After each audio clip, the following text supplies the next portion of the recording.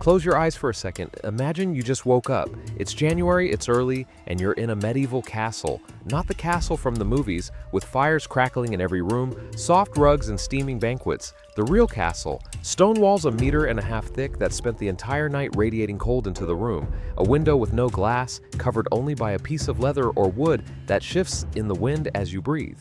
Your breath forms white clouds in the air. You are a nobleman, you are powerful, you own this castle, and you are cold in a way that simply does not go away. For centuries, the idea of the medieval castle was synonymous with protection, power, and privilege, the safest place in Europe, the ultimate symbol of status and comfort. The reality was something else entirely. Castles were, in practice, stone chambers designed to resist armies, not to keep their inhabitants warm. And in the winter of the 14th century, with Europe gripped by a climatic period, historians call the Little Ice Age, surviving inside those walls was a daily struggle, even for the most powerful. How did the most privileged people in medieval Europe survive inside a stone freezer? That is what you're about to find out. To understand the problem of the cold, we first need to understand why castles were built the way they were. The medieval castle was not designed for comfort, it was designed for military survival. Every architectural decision had a defensive logic, and that logic created, as a direct consequence, a deeply hostile environment for the people who lived inside it. The walls. Solid stone 1.5 to 2 meters thick, in many cases impenetrable to arrows, to battering rams, to enemy fire, but stone is an extraordinarily efficient conductor of temperature. In summer, it absorbs the heat of the sun and slowly radiates it inward. In winter, it absorbs the external cold and does exactly the same thing, releasing that cold continuously, 24 hours a day into the interior spaces. Sleeping against a castle wall in January was the equivalent of sleeping against a block of ice. The windows. Glass existed in medieval Europe, but it was expensive, fragile, and difficult to produce in large quantities. Most windows in 14th century castles were covered with wood, treated leather, or waxed fabric, materials that let drafts pass through with ease. That rattled in the wind, that sealed nothing at all, and the floor, stone as well. Cold enough that walking barefoot for more than a few seconds caused physical pain. But there was something larger than the architecture making all of this worse.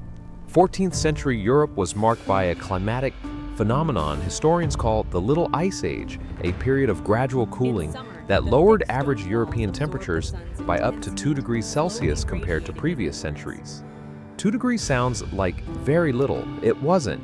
It meant winters arriving earlier, lasting longer, and reaching temperatures that previous generations had not experienced with the same frequency. The cold that people of the 14th century faced inside their castles was not the cold of an uncomfortable day. It was a constant presence, persistent, one that did not go away. And December was coming. December arrived and the castle changed. Not gradually. Within the space of a week, life inside the walls reorganized itself entirely around a single priority, not freezing. Outdoor activities stopped or shrank. The fields were inactive, the roads turned muddy, then frozen, then impassable. The castle, which in summer was a point of passage, of trade, of movement, closed in on itself, hundreds of people trapped inside the same stone walls for weeks, sometimes months, and the enemy was not outside the battlements, it was everywhere inside them, in the stone floors that drained heat from the feet, in the wind that crept through the gaps around windows and snuffed out candles in the middle of the night, in the damp that soaked into clothes, blankets, and straw, making the cold wet and penetrating in a way that dry cold never quite manages. Against all of this, there was essentially one resource: fire, not central heating, not any system for distributing warmth. Fire, a flame at a specific point in a room, and everything beyond the direct reach of that flame stayed cold. Where that fire was placed defined almost everything about life in the castle in winter. Who sat close to it, who sat far away, who slept warm, and who woke up with numb fingers. Fire was not merely comfort, it was hierarchy, it was power, it was survival, and keeping that fire burning day and night for weeks on end had a human cost that most people have never stopped to calculate. The architecture of cold. To understand how people lived inside a castle in winter, you need to first understand why the cold was so difficult to fight, and what people did with the resources they had to try to hold back the inevitable. The walls we've already covered, But there was more. The floor of the Great Hall, the central space of the castle where collective life happened, was covered with fresh straw in winter, not for aesthetics, for insulation. The straw created a layer between the human body and the frozen stone. It also absorbed moisture, waste from animals that moved freely through the lower floors, and food scraps that fell during meals, changed regularly in the better-managed castles, left untouched for weeks in others. The smell was a constant feature of the experience, a thick odor of damp straw, smoke, and animal that soaked into every fabric, every strand of hair, every wall. The tapestries that decorated the walls of medieval castles, those that appear merely decorative in museums today, were in practice thermal insulation. Thick fabric covering stone created a minimal barrier against the cold radiating from the walls. Minimal, but in an environment where every degree counted, minimal was better than nothing. Clothing followed the same logic, layer upon layer, wool directly against the skin, which itched, which was heavy, which did not come off for days. Over that, more wool, over that, leather or heavier fabrics.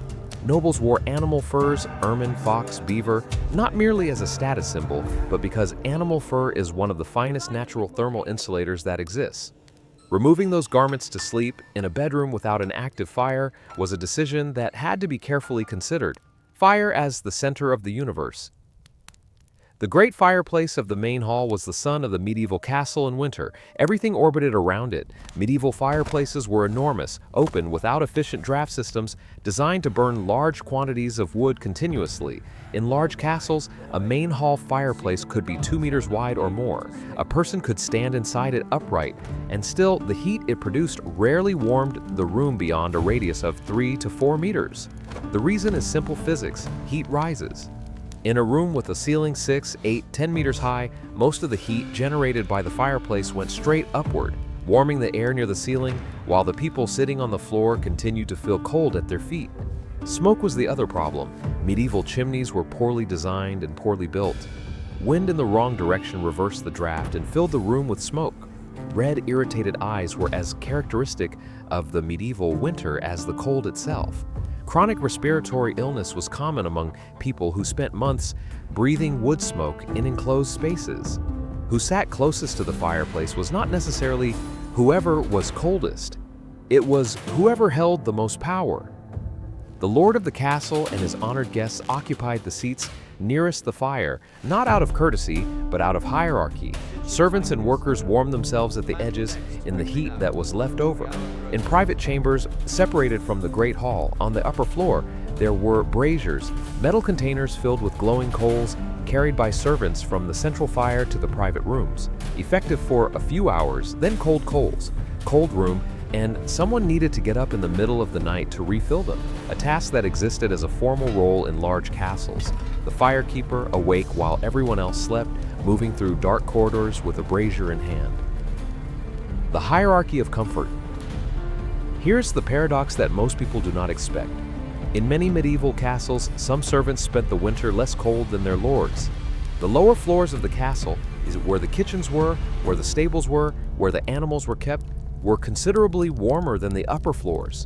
The heat from cooking ovens, from the bodies of the animals, from the organic decomposition of the straw, rose naturally through the floors.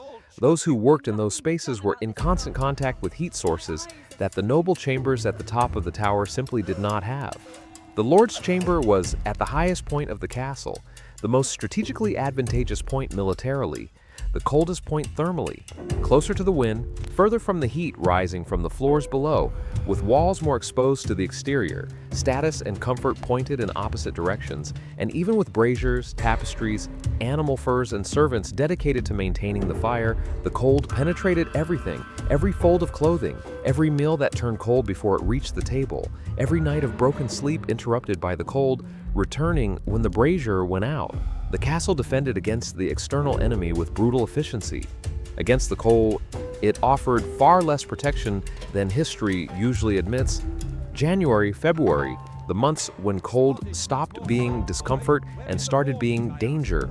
Not the dramatic, visible danger of a battle, the silent, slow, cumulative danger of a human body subjected to weeks of constant cold without ever managing to warm up completely at any point in the day. It starts at the extremities. The fingers, the toes, the ears, the skin in those areas turns red, then swollen, then begins to crack. The medievals called them chilblains, a condition caused not by direct freezing, but by repeated exposure to damp cold, followed by partial warming. The cycle of cooling and warming, day after day, week after week, created open sores on the extremities that became infected easily, painful, persistent, that did not heal as long as the cold continued. Almost everyone in a medieval castle had chilblains in winter: nobles, servants, children, the lord of the castle himself. Then came the rest. Respiratory illness spread quickly through enclosed spaces filled with people simultaneously breathing cold air and wood smoke. Pneumonia, referred to by various names in medieval medicine, but recognizable by the same symptoms, was one of the leading causes of death in winter, not only among the poor. Historical records document nobles, knights, and even members of royalty dying of pulmonary illness contracted in winter. Sleep was fragmented and unrestorative. Sleeping in the cold, even under multiple layers of blankets, even with another human body alongside you to share warmth, is a sleep that does not fully restore. The body burns energy maintaining its core temperature while you sleep. You wake up tired. The fatigue accumulates over weeks, the immune system weakens, and in a world without antibiotics, without intensive care, without any effective medical resource against bacterial infection, a weakened immune system was a potential death sentence. Winter mortality in medieval Europe was not an abstract statistic. It was familiar, it was expected, it was part of the calendar. Every family living in a castle, from servant to lord, knew there was a real chance that someone would not make it to spring. Young children, the elderly, people who entered winter already weakened by illness or poor nutrition. The cold did not choose by social status, it chose by the condition of the body. And here is the question that hung in the air every medieval January.